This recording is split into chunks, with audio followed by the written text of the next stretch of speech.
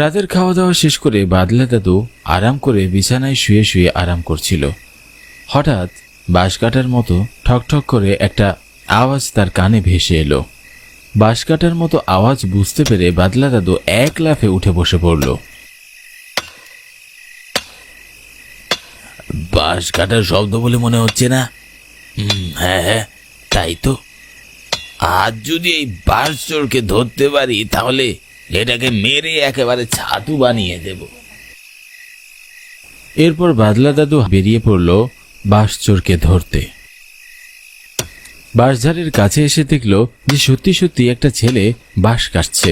বাদলা দাদু এমন দৃশ্য দেখে রেগে আগুন হয়ে গেলেন। তবে রে, আজকে তোকে মেরে বাঁশের সাথেই ঝুলিয়ে দেব।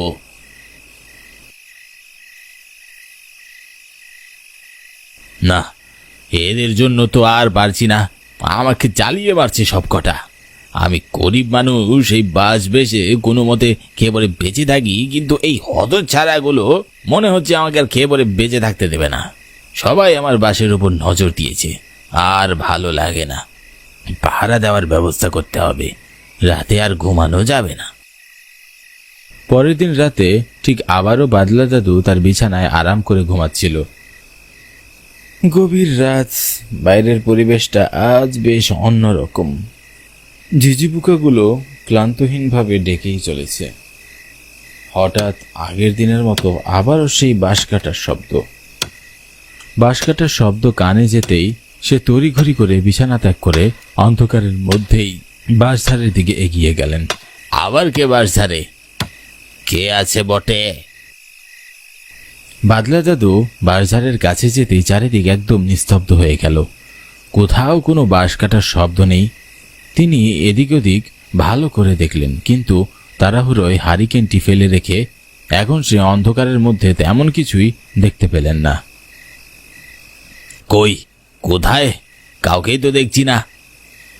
কানে আবার ভুল টুল শুনলাম নাকি? নিজের মনের ভুল ভেবে সে ঘরের দিকে পা বাড়ালেন, কিন্তু ঠিক তখনই আবারও বাঁশ কাটার আওয়াজ কানে ভেসে এলো। বৃদ্ধ দাদু বেশ রাগান্বিত হয়ে গেলেন এবং বললেন, চোর বেটা কি আমার সাথে মশকরা করছে নাকি? এই কে? সামনে আয় বলছি। তোকে যদি আজ ধরতে পারি, চুরির অধিক শিক্ষা দেব বলে দিচ্ছি। কিন্তু কোথায় কে? কারো সাড়া নেই। আবারও সবকিছু একদম নিস্তব্ধ। বাদলা দাদু যেমন মাঝরাতে বেশ বিরক্তিতে পড়লেন, ঠিক তখনই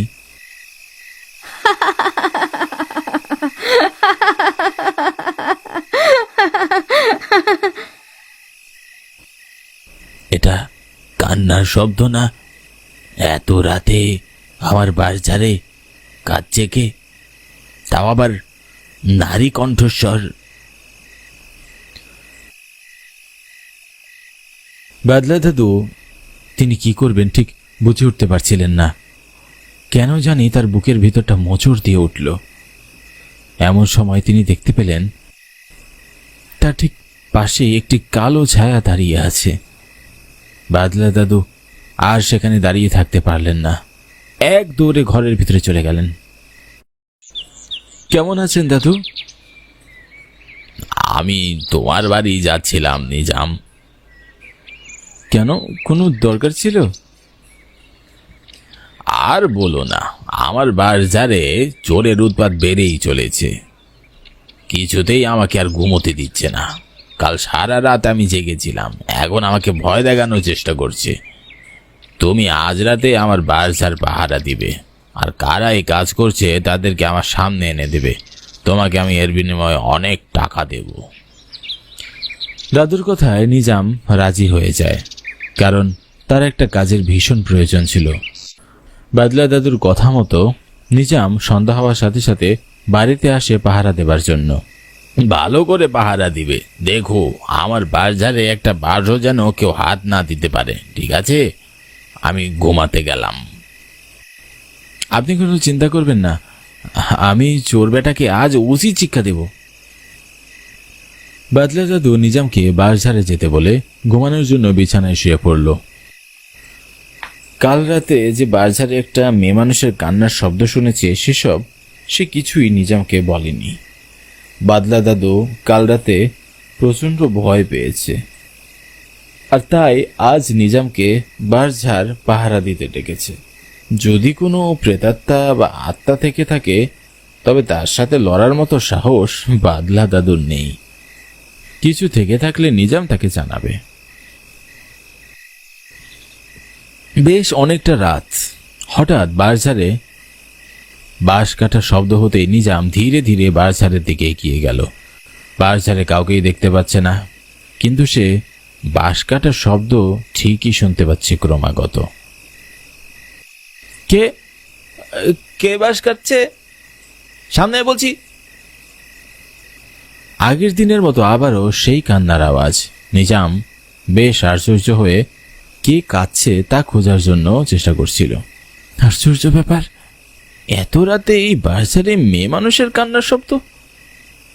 আমি কি ভুল শুনছি? হঠাৎ মেয়েলি কণ্ঠস্বর শুনে নিজাম ভয় পেয়ে যায়। গ্রামের বাঁশঝাড় নিয়ে অনেক ভৌতিক গল্প রয়েছে, তাই সে আরো বেশি ভয় পাচ্ছে। বেশ কিছুক্ষণ কেটে যাওয়ার পরও বাঁশঝাড়ে কাউকেই খুঁজে পাওয়া গেল না। কেউ নেই, অথচ কান্নার শব্দ আসছে। ভয়ে নিজামের পায়ের নিচের মাটি সরে যাওয়ার মতো উপক্রম। গলা দিয়ে কোনো শব্দ বের হচ্ছিল না। হঠাৎ নিজামের কাঁধে কারো হাত অনুভব করল। নিজাম কাঁপতে কাঁপতে পিছনে তাকিয়ে চিৎকার করে জ্ঞান হারিয়ে মাটিতে লুটে পড়ল।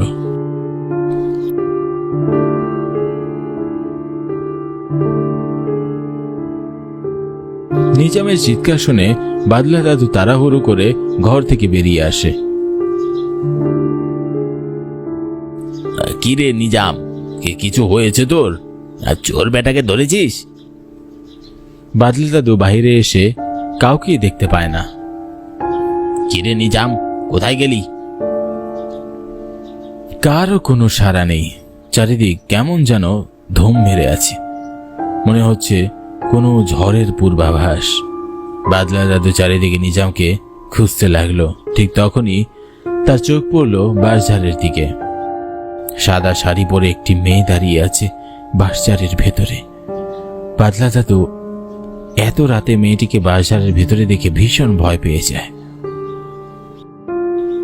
কে কে তুমি এত রাতে এখানে? বাদলা দাদুর কথা শুনে মেয়েটি এবার তার দিকে ফিরে তাকায়। মেয়েটিকে দেখে বাদলা দাদুর শরীরের লোম দাঁড়িয়ে গেল, তার হাত পা কাঁপতে শুরু করলো। কি তুমি তুমি তো সেই কবেই মারা গেছো।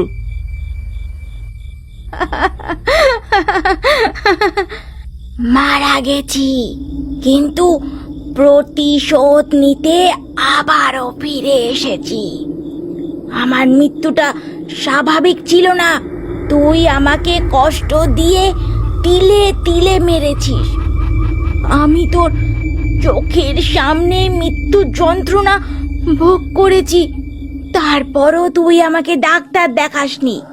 তোর তখন টাকা পয়সার অভাব ছিল না, কিন্তু তুই আমার কোনো চিকিৎসা করাসনি। রাহেলা, আমাকে ক্ষমা করে দাও, আমার বড্ড ভুল হয়ে গেছে। আমি তোমার সাথে অনেক অন্যায় করে ফেলেছি। তোর কোনো ক্ষমা নেই।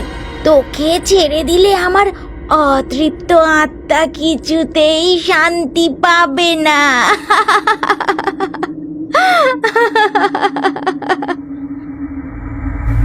অশরীরী আত্মাটি এবার দাদুর গলা চেপে ধরে তাকে শূন্যে ভাসিয়ে দিল। দাদু বাঁচার জন্য প্রাণপণে চেষ্টা করছিল। রাহেলা, ছেড়ে দাও, ছেড়ে দাও আমাকে। তুমি যা বলবে আমি তাই করব।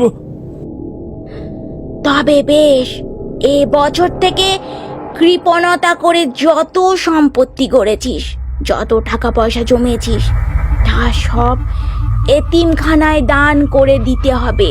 পারবি তো? তবেই আমার আত্মা শান্তি পাবে। বেশ, আমি আমি তোমার কথায় রাজি।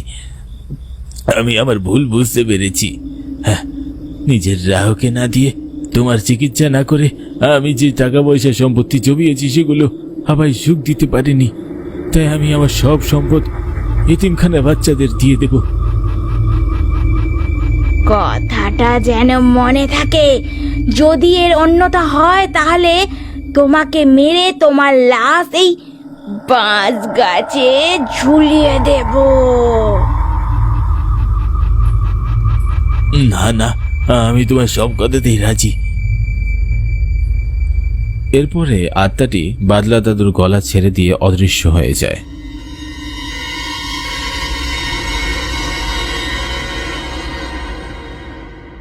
এরপরে বাদলা দাদু নিজামকে তার সাথে করে তার সব সম্পত্তি গ্রামের মসজিদ ও এতিমখানায় দান করে আসে।